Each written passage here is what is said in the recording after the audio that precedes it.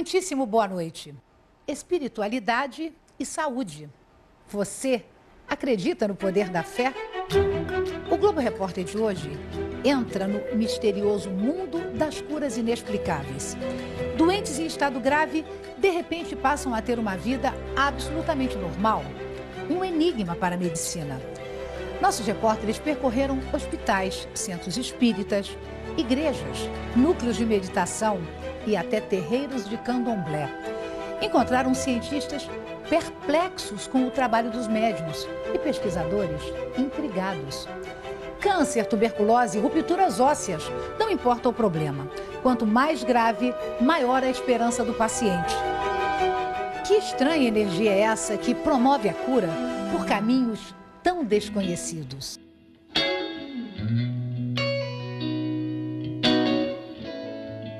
De repente, uma doença sem cura e a vida por um fio. Um médico falou com a gente, olha, não dou 2 meses para ele. As dores são muito fortes, forte mesmo, entendeu? E a gente precisa ter um equilíbrio muito grande para poder suportar isso tudo, né? De uma hora para outra, um diagnóstico que ninguém merece. Ele chegou carregado, com o lado direito todo sem movimento, sem enxergar, com a boca torta. Como aguentar uma lesão grave no menisco sem cirurgia? Você não sente nada? Absolutamente nada. Movimento, o joelho, tudo? Aí. Nada, nada. E quando o futuro de uma criança sai do controle dos pais? As informações eram as piores possíveis, Piores. até de infecção generalizada. De uma septicemia, então tem que operar rápido, urgente. Eu não operei, não fiz nenhuma cirurgia, não tomei remédio, fiz o tratamento espiritual e fui curada. São casos assim que a medicina ainda não tem como explicar. 4 histórias de cura com o mesmo remédio. Os passes de Dona Isabel. Já são quase 70 anos que ela trabalha com a mediunidade para curar as pessoas. Mas até hoje não gosta de falar em milagres. Não existe milagre, existe trabalho e progresso, felicidade e a consequência. Dona Isabel também faz questão de dizer que o médium é apenas um instrumento das equipes do plano espiritual. No caso dela, é um grupo chefiado por 2 médicos. O cirurgião André Luiz, que também trabalhava com Chico Xavier, e o português João de Freitas, que no século XVIII atendia as comunidades pobres no interior de Minas. Ele é o mentor do meu trabalho. A minha parte é a vigilância. É os cuidados que eu tenho que ter com a minha vida. Quer dizer, você vigiando, a sua oração tem acesso entre os mentores, entre os trabalhadores de Jesus. Quanto mais perfeita a integração entre o médium e o espírito mentor, mais satisfatória é a cura, mais satisfatória é a melhora do paciente, o mais satisfatório é o resultado do trabalho. Às sextas e sábados, a Casa do Caminho, que é a casa de Dona Isabel, vira um pronto-socorro movimentado. Ninguém sabe explicar ainda o que acontece aqui. O certo é que raramente alguém que chega aqui, desenganado pela medicina tradicional, depois de passar por esta enfermaria, vai embora sem pelo menos uma esperança de cura. São, em média, 800 pessoas a cada fim de semana. E Dona Isabel precisa da ajuda de muitos voluntários. O grupo é coordenado por 3 médicos: Mirna, Silvio e Didier. Quando o seu Zé Carlos esteve aqui pela primeira vez, só mesmo um milagre para dar conta da situação. O câncer no intestino tinha evoluído para metástase óssea, comprometendo toda a coluna. Pela frente, ele tinha poucas semanas de vida, uma cadeira de rodas e muita dor. Quando ela dava o passo, eu sentia aquela paz, aquela tranquilidade. Então, quando assim, eu sentia aquela coisa boa, assim, aquele calor, né? Então... E nesse momento, A dor diminuía? E como diminuía? E como diminuía a dor? Voltei à minha vida normal, né? Ele dirige, ele tem dia que até faz arte, assim, começa a querer lavar o carro e lavar quintal. Ele esquece que que tem um problema que existe, persiste, porque ele tem uma disposição muito grande, muita alegria, ele levanta cantando. A gente, quando tem fé, a gente sente que a gente vai melhorar. Tem que ter o pensamento positivo, né? Isso o senhor sentia isso? Sentia, sempre sentia. Nunca me sentia assim, derrotado, não. Falei, eu vou vencer. Mas os exames comprovam que as sequelas do câncer não foram apagadas. Da forma como a medula está comprimida, seu Zé Carlos deveria sentir dores insuportáveis. Como é que uma pessoa com esse grau de comprometimento não tem queixa? Aí que realmente a gente tem que parar para pensar. Nós temos que imaginar que nós temos um poder limitado. E a partir daí a gente imagina que sempre nós vamos precisar de ajuda. E essa ajuda vem, com certeza vem, tanto para nós médicos como para os pacientes. Mas de onde? Você deixa a dona Isabel dizer. Ela sabe mais do que eu, muito mais. Ao caminho da doença. Quando a gente não vigia o pensamento, não vigia a palavra, não vigia o sentimento. É o caminho aberto para as enfermidades. Por isso que o pensamento, a palavra, as atitudes são forças que nos elevam aos espíritos do bem ou nos prende à terra espíritos negativos. Seria o Dr. João de Freitas, seria o espírito superior? Superior que trabalha junto aos enfermos, que ajuda os enfermos. Ele não evita a doença, ele trata do espírito doente, para que o corpo seja favorecido. Enquanto o médico cuida do corpo, Dr. Freitas, com a sua equipe, no caso, cuida do espírito. Os médicos já viram o suficiente nos consultórios para admitir a necessidade de investigar para valer esse mistério. O grupo que se reúne uma vez por mês com Dona Isabel, em Juiz de Fora, já tem mais de 20 especialidades. Todos querem aprender sobre o espírito. Essa parte de nós que não costuma ser estudada nas escolas de medicina. Na caminhada do dia a dia. Quando o doutor Iano, que é psiquiatra, ficou gravemente doente, a estimativa mais otimista era de apenas 6 meses de vida. Ele estava com esclerose múltipla. É uma doença autoimune, ou seja, você mesmo volta a sua imunidade contra você próprio. Aí você tem que tomar remédio para diminuir a sua imunidade, para não se agredir tanto. Ao diminuir a sua imunidade, você fica exposto às agressões do ambiente, infecções, gripe. Ele podia não acreditar na época, mas sem ter o que fazer, aceitou o socorro da própria mãe. E Dona Isabel tratou do filho durante quase 2 meses. Do meu filho, André Luiz pegou uma bisnagazinha, parecia uma bisnaga, e foi soldando, como se estivesse soldando os tecidos dele, soldando mesmo, colando. E ele foi ficando bom. Ele tomou 50 passos. Cada dia, cada manhã ele levantava melhor. 3 anos depois, eu estou vivo ainda, sou aposentado por invalidez. Realmente não tenho condição de fazer tudo. Mas, proporcionalmente, eu estou ótimo. Ele tem razão. Durante 10 anos, levou uma vida normal, sem remédios, até o novo surto que deixou sequelas. E diante de seus 13 anos de sobrevida, Dr. Iano já reconhece o poder da parceria entre a medicina tradicional e a espiritualidade. Eu tenho 34 anos de formado, que eu tenho a quantidade de médicos que convivem comigo, que me olham, conversam e falam, Iano, você está bem demais, rapaz. É natural que falem, né, na intimidade, no cotidiano. Então, todo mundo vê. Estão todos surpresos. Então, é evidente para eles também uma indicação de que tem que ser estudado isso. É uma associação excelente. O caso de Isabela é outro que não tem explicação. Aos 4 anos, começou a ter febre e a reclamar de muita dor na perna esquerda. Era osteomielite, um abscesso dentro do fêmur. Para os médicos, não há outro caminho a não ser operar o paciente na hora.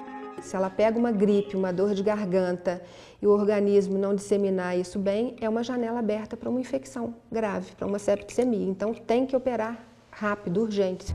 Aceitar esse tratamento significava assumir, além do risco de uma cirurgia, sequelas para o resto da vida. No mínimo, uma enorme cicatriz externa e uma perna mais curta que a outra. Aí realmente desequilibrou o nosso dia a dia. E nós então, quando temos muita fé, passamos a apelar para a providência divina. Aí é que nós começamos a percorrer um outro caminho, não da medicina tradicional, mas sim espiritual, para ver se conseguíamos realmente superar esse problema, que era um problema muito grave. Isabela ficou 4 meses tomando passes com Dona Isabel. A febre e a dor foram embora logo no começo. Mas os pais só tiveram coragem de refazer os exames 7 meses depois. E as imagens da ressonância magnética surpreendem até hoje. Lesão grande aqui e aqui já não tem mais. Foi uma cura que não deixou sequelas. Como se ela não tivesse passado aos 4 anos de idade por essa alteração.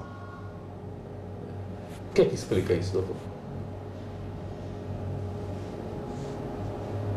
Com a medicina convencional é muito difícil a gente explicar. Eu não consigo te dar essa explicação com a medicina convencional. Eu entendo que alguma coisa houve e não foi a medicina convencional. Com 16 anos hoje, Isabela não é só uma princesa. Trabalha como modelo, quer ser médica no futuro e não esquece de agradecer todos os dias tudo que já ganhou. Sou grata primeiramente a Deus, a Dona Isabel e a minha família que me apoiou muito. Dona Isabel explica que no caso das crianças, a ajuda espiritual é mais eficaz. É que na infância, somos mais puros, de ideias e ações. E isso facilita muito o trabalho dos mentores através dos médiuns. Mas houve uma cirurgia? Houve a cirurgia, tirou o tumor. Então, o André Luiz operou, tirou o tumor. Fez a limpeza local. E o Dr. Freitas deu fluido espiritual. E o que será que aconteceu com Alessandro? Quem o vê jogando bola com o filho, jamais imaginaria que o joelho está há mais de 10 anos nesse estado. A lesão no menisco é de grau máximo. Sem cirurgia, impossível andar sem dor. A dor era terrível. Eu rompi numa partida de squash, logo depois não conseguia andar, fui no médico, ele indicou artroscopia, procurei a Dona Isabel para fazer um tratamento espiritual para preparar para a cirurgia. Depois do tratamento espiritual, a dor desapareceu e eu não fiz cirurgia. E a ressonância, repetida agora pela 3ª vez, apresentou o mesmo resultado de 10 anos atrás.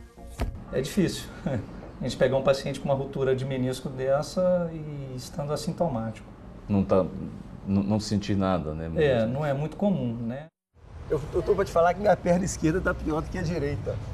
Mas você não pensa em fazer cirurgia? Não, eu não sinto nada. Se eu sentisse incômodo, se o joelho falhasse para valer, se eu sentisse dor, eu não sinto nada. Para que eu vou buscar a cirurgia sem dor nenhuma? Eu acho que pelo tratamento espiritual fui bloqueado, a perna está bloqueada. Vai deixar assim mesmo? Vou deixar assim até eles acharem quando deve, né? Teremos todas essas respostas um dia? Para Dona Isabel, nunca houve dúvida. Ela entrou em contato com o mundo espiritual ainda menina, aos 9 anos. E perto de completar 90, segue a mesma receita de saúde e bem-estar. É preciso que a humanidade acorde e aproveite o tempo para progredir, porque aqui nós podemos ser felizes aqui na Terra, porque Deus nos criou para sermos felizes. Isto é importante que nós entendamos. Deus não nos criou para o sofrimento.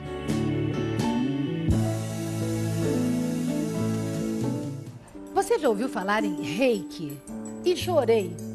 Como entender a terapia pela imposição das mãos? Daqui a pouco.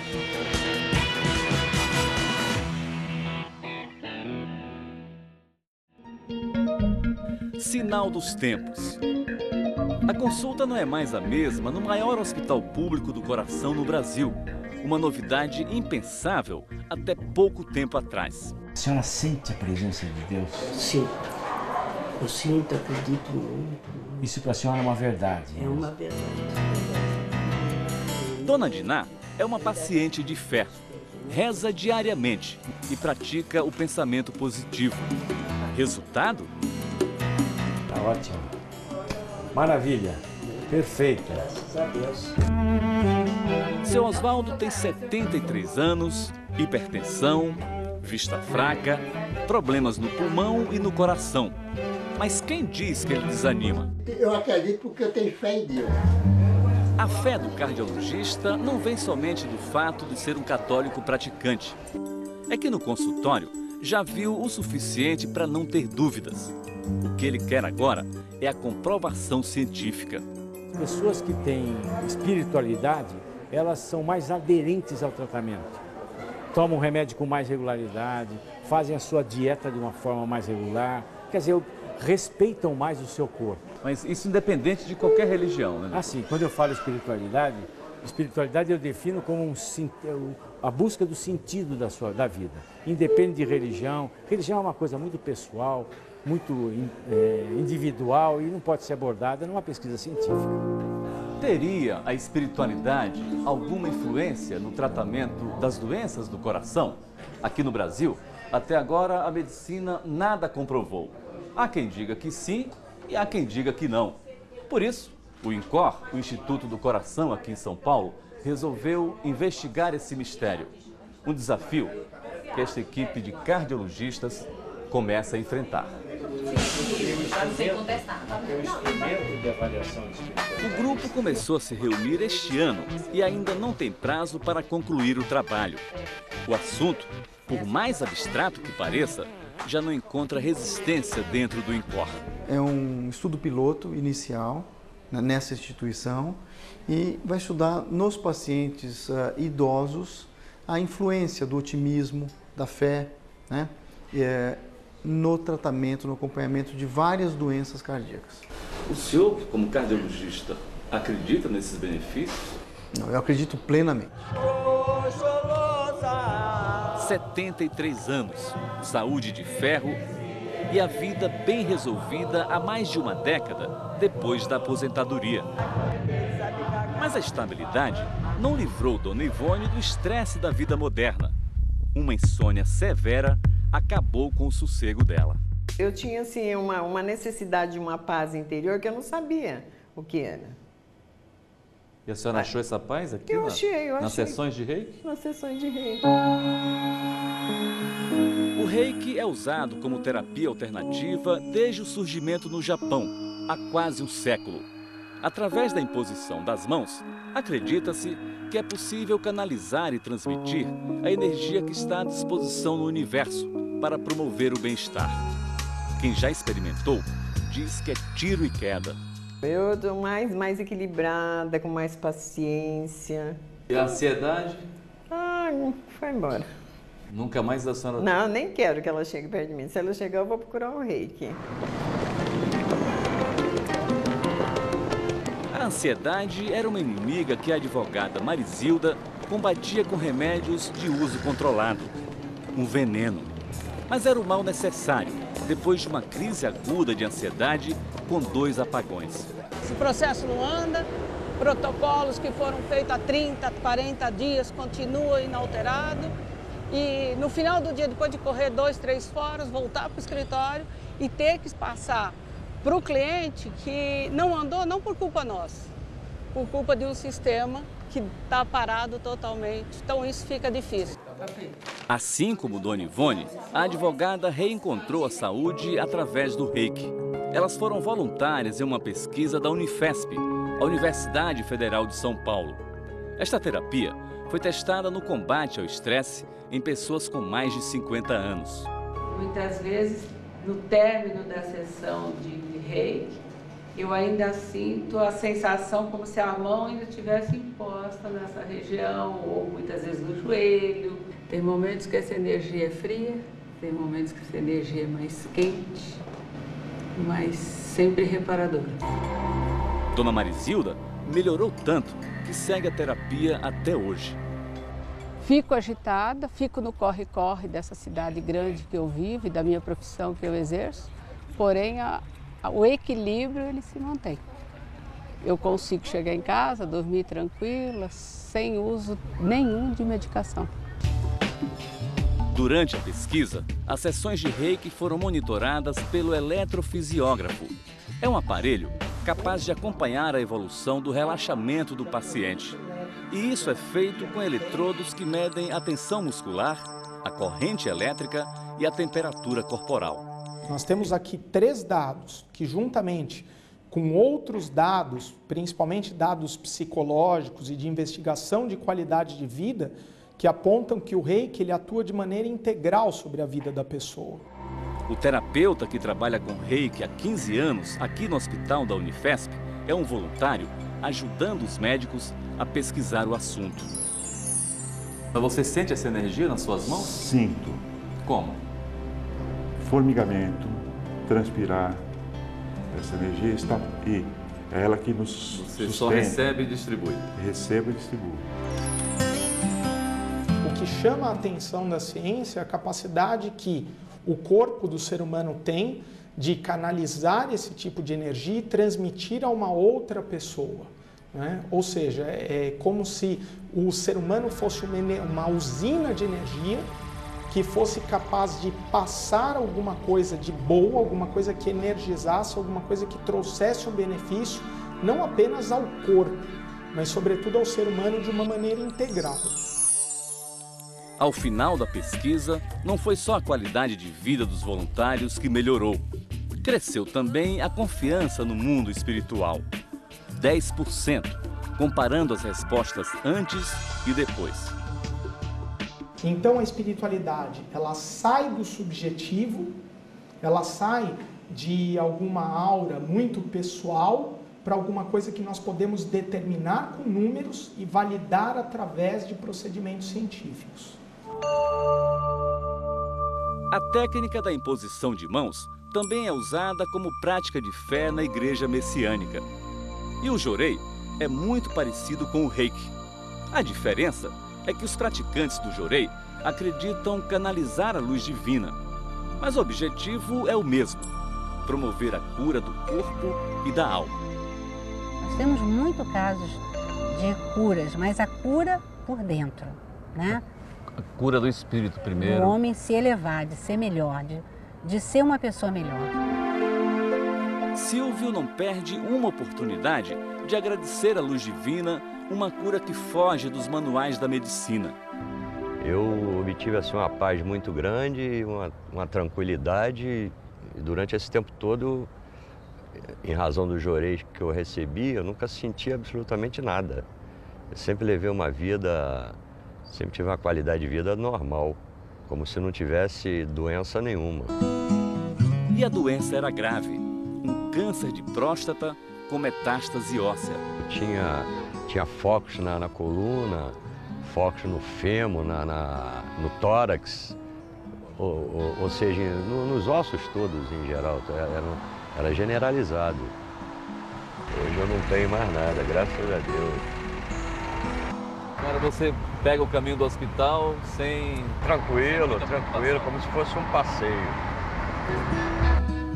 Silvio ainda vai uma vez por mês ao hospital para as consultas de manutenção.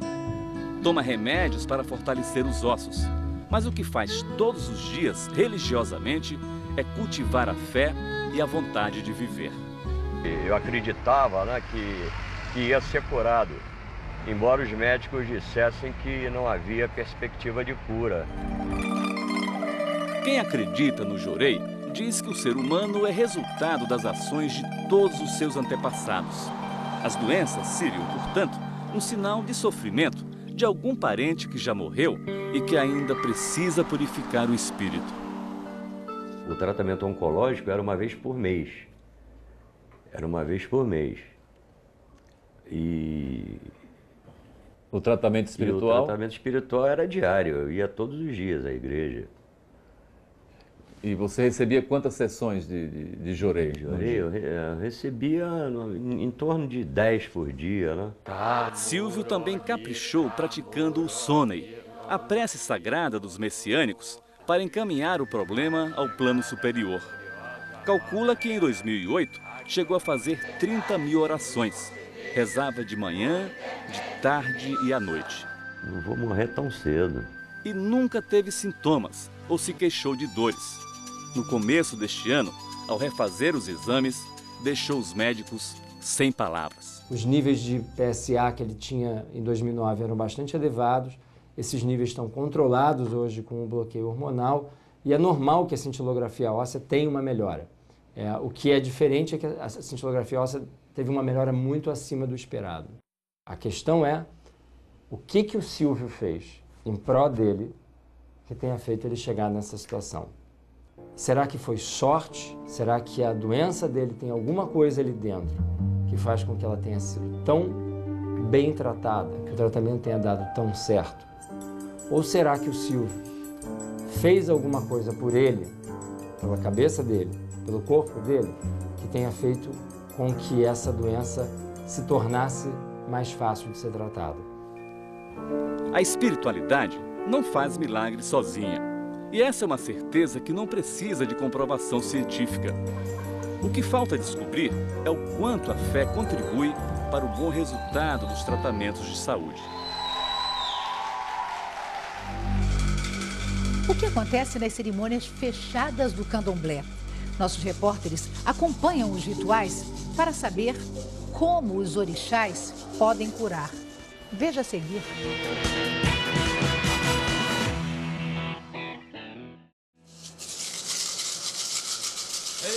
Quantos segredos escondem essas conchinhas? Como elas conseguem adivinhar as angústias da alma e até os males do corpo? Aqui para mim está surpreendente a sua melhoria, tá? Mais uma boa notícia. Confirmação de que Humphrey está livre da tuberculose ganglionar, uma doença que ataca o sistema linfático na região do pescoço. Quem me conheceu antes e me conheceu no período da doença e quem me vê hoje fica surpreso. Por quê? Qual? Porque eu perdi muita diferença, bastante. Eu perdi muito peso mesmo, fiquei muito debilitado. Durante um ano, ele seguiu à risca 2 tratamentos. O da medicina tradicional, com todos os remédios indicados, e o do candomblé, com seus banhos de ervas e rituais. Já recebeu alta do tratamento? Já recebi do tratamento. Não toma mais o medicamento? Não. A tuberculose sumiu? Sumiu. Até a glândula que eu tinha aqui enorme, não precisei operar e ela sumiu. Esse oráculo não é um simples jogo de adivinhação. O pai ou a mãe de santo devem estudar muito para entender os conceitos do candomblé.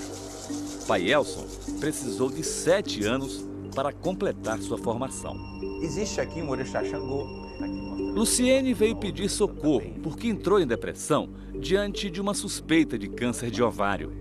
O pai de santo observa atentamente o que os búzios têm a dizer e define um tratamento para ela seguir junto com as recomendações médicas. 3 dias de banho, tá vendo? Esse aqui é o seu começo. Após cada banho, você vai acender uma vela para o seu anjo de guarda, tá? Vestir roupas claras, não vai estar se expondo em rua, nem nada disso. E o primeiro banho seu vai ser lá no terreiro, depois você começa esses daí. O novo caminho de Luciene começa no Mercado das 7 Portas, um dos mais movimentados de Salvador. É como se fosse uma farmácia, onde se pode comprar os remédios receitados pelos orixás. Para os sacerdotes dos terreiros, pais e mães de santo, as folhas e as ervas têm um grande poder terapêutico nos tratamentos recomendados pelo candomblé. Mas elas só funcionam se forem associadas a uma boa dose de fé. A fé que encoraja, que ajuda o espírito a enfrentar as doenças. Por apenas R$ 5,00, Luciene conseguiu todas as folhas da receita. No mercado especializado como esse, dificilmente alguém vai embora sem levar tudo que está na lista. O povo do candomblé consome muito isso? Consome. Entendeu? Consome muito porque antes de fazer qualquer tipo de trabalho, a pessoa toma um banho para poder limpar o corpo. E depois do banho, aí vai partir para o trabalho.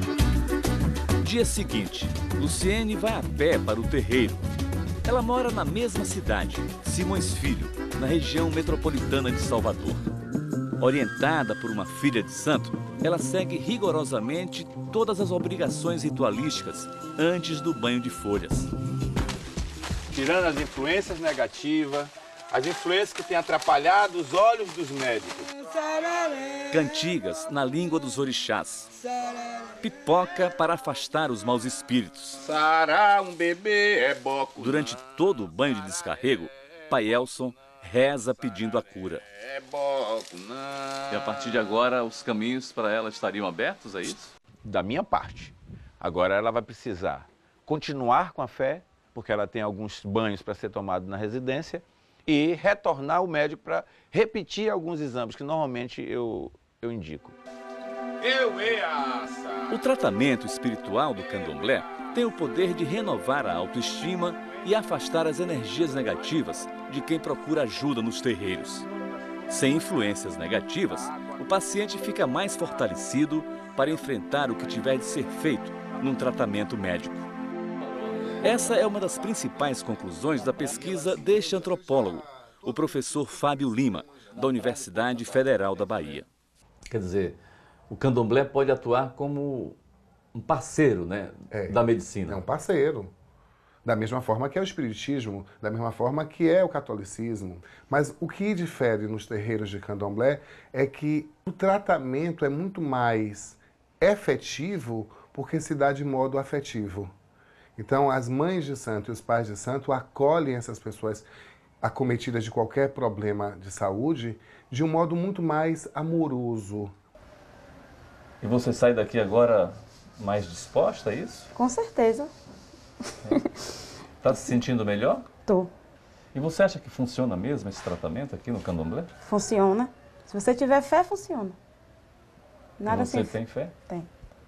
Mas você não vai deixar o tratamento médico não, né? Não. Tem que continuar, né?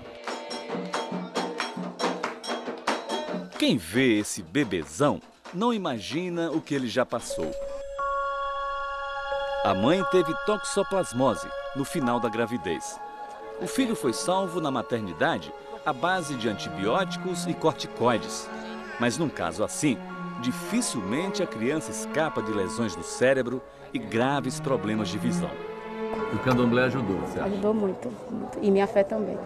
Porque não adianta você estar numa religião e não acreditar, né? Eu acreditei muito, tive muita força do meu esposo, que me dava força, do meu pai Elcio, principalmente. O tratamento, nesse caso, foi todo com a mãe. E a infecção gravíssima do bebê desapareceu 3 meses depois do nascimento. O médico me disse essa semana passada, que eu tive uma consulta, ele falou, Heloísa, ele teve realmente a infecção. Suspendeu todos os medicamentos dele, não precisa fazer o medicamento durante 1 ano. Já está quase bom, quase curado. É só olhar para João Pedro. Em dia de festa no terreiro, o salão fica lotado. Quem pode, vem agradecer e reverenciar os orixás. Há quem precise cumprir determinadas obrigações. É o que Humphrey faz desde que se tornou um filho de santo. Mas a maior autoridade da casa é de Pai Elson. Nada acontece nesse terreiro sem a autorização dos deuses africanos que ele incorpora. Esta dança é justamente pontos de invocações a essas energias. A cada orixá nós temos um tipo de dança, que é simbólico ao procedimento, a como eles se procederam, como eles agiram em sua época. A herança dos orixás está à disposição de quem precisar de ajuda. E o caminho, aqui, é o mesmo das outras correntes que buscam a cura no mundo espiritual. Em todos os momentos, em todos os locais, o mundo, o cosmo, faz essa conexão conosco. Mas a gente precisa ter confiança e fé. E se eu tenho confiança e fé em mim, eu tenho tudo mais que está ao meu redor, então eu conquisto sim.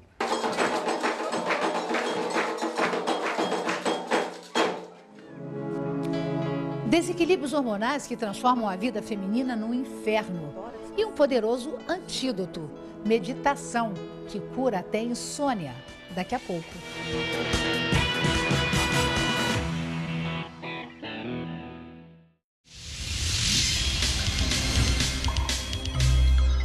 Sintomas que levam as mulheres à loucura. Fiquei 3 anos fazendo tratamento médico, né? Só conseguia dormir se eu tomasse o sonífero, senão... Era muito ruim mesmo. Nem o nome ajuda. Climatério, menopausa. E eu achava que eu estava fadada a morrer assim. E não é exagero. Nessa fase da vida, as mulheres até sentem saudade da TPM, que acontecia apenas uma vez por mês. Na menopausa, elas dizem que a TPM é diária. Ela falava com ronca, não sei, nunca vi. Nunca viu, é muito fácil falar isso. A insônia, ainda mais alguém roncando do lado? Não, mas sem brincadeira, é muito ruim quando você tá com insônia e tem alguém dormindo bem, sabe? Aquele sono dos deuses do seu lado ali, você não consegue dormir. E a pessoa tá lá e dorme. E Dona Cecília amanhecia procurando o sono. Tá dormindo demais agora? Agora tá, cara. Tem vezes que eu levanto lá, ela fica dormindo. Aí eu tenho que botar aquela canequinha no fogo lá para esquentar. O teste definitivo da cura foi na noite anterior à gravação desta entrevista. Dia de jogo. Pela primeira vez, o Corinthians campeão da Libertadores. Naquele horário que estava o jogo, não tinha fogos nenhum, né? Depois, Aí ela dormiu, acho que embalou, né? Agora depois, rapaz, do jogo que acabou meia-noite, aí o foguetório geral, eu falei, isso, amanhã vai embaçar agora. Não, mas cheguei lá, estava dormindo bem.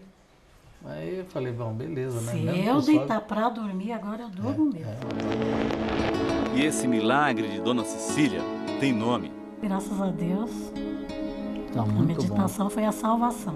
Quem diria, quando os pesquisadores da Unifesp apostaram na meditação, não esperavam um resultado tão promissor. Eles conseguiram praticamente acabar com o desconforto provocado pela menopausa.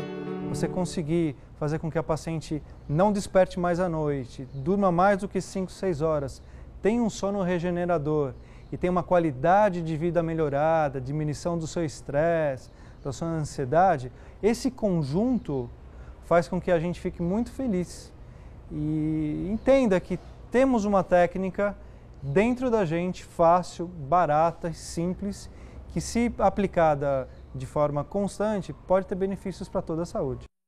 Meditar uma vez por semana, de 15 a 30 minutos. Foi o bastante para as pacientes voltarem a dormir bem.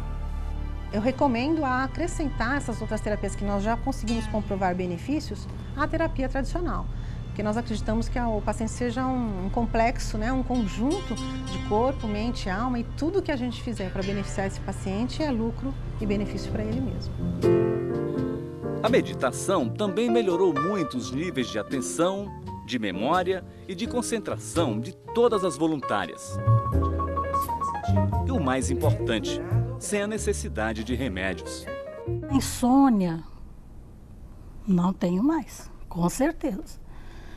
As dores de cabeça também não, que eram crônicas, principalmente na parte da manhã. E aqueles calores, assim, raramente me incomodam. Mas por que a senhora atribui essa melhora à meditação? Porque é o único tratamento que eu estou fazendo nesse período. 56 anos de vida e ninguém daria essa idade pela aparência. Que mulher não gostaria? Mas chegar até aqui exigiu muita paciência de Dona Renê. Quando eu tinha 47, 48 anos, a indicação era sempre reposição hormonal. Falava sempre de exercícios físicos, né, caminhadas, mas coisas que eu não gostava. O exercício físico que me satisfazia era yoga. Eu voltava da aula já bem, já me sentia ótima. A yoga então chegou por acaso? Então, ela chegou por um acaso porque eu precisava curar a ansiedade. A ansiedade que me privava do sono. Né? Yoga contra os males da menopausa é uma pesquisa inédita, também na Unifesp, que surpreendeu pelo resultado positivo. Eu não precisava chegar na minha hora de fazer yoga para respirar. Então, comecei a notar que o meu sono começou a melhorar por conta desse controle da ansiedade. Subir com os braços. Agora, os médicos preparam uma nova etapa, com mais prazo, para aprofundar a investigação. Mas os benefícios da yoga já podem ser comparados com os da meditação. Através dessas técnicas de concentração, de introspecção, elas fazem contato com o sagrado, de acordo com a fé de cada um. E isso ajuda em algum tratamento de saúde? Hoje a gente já percebe que a espiritualidade, que a fé, elas são muito importantes na melhoria da qualidade de vida e de muitos aspectos relacionados à saúde.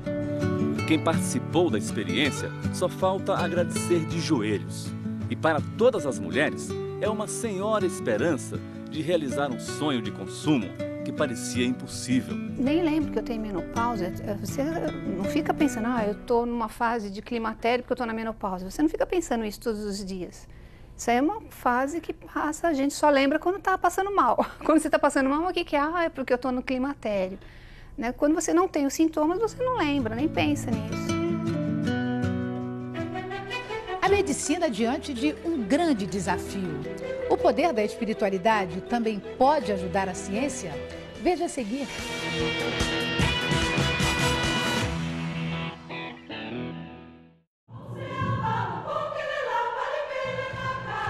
Relaxar, vencer o estresse.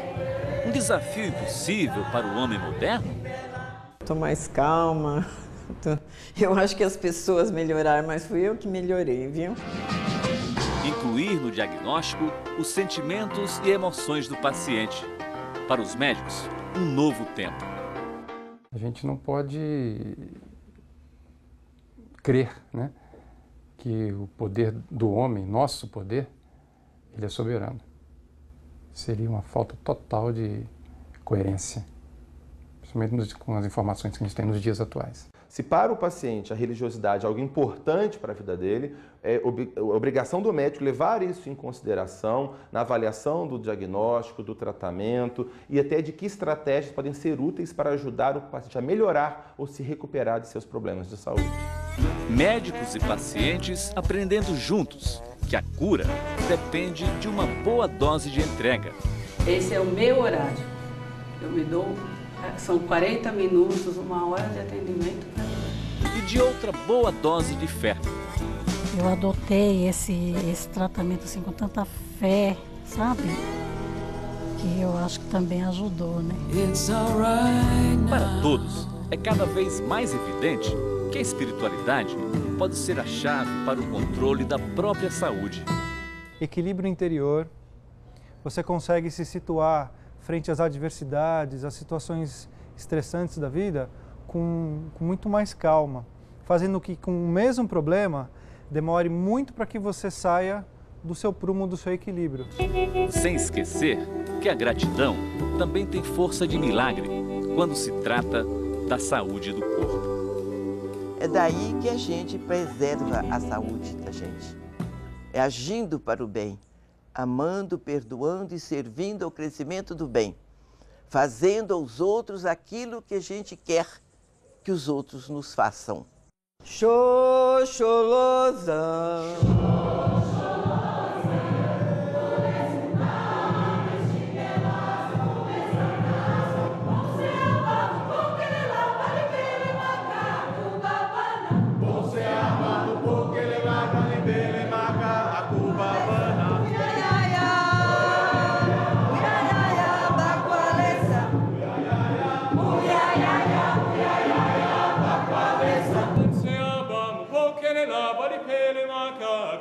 Bolo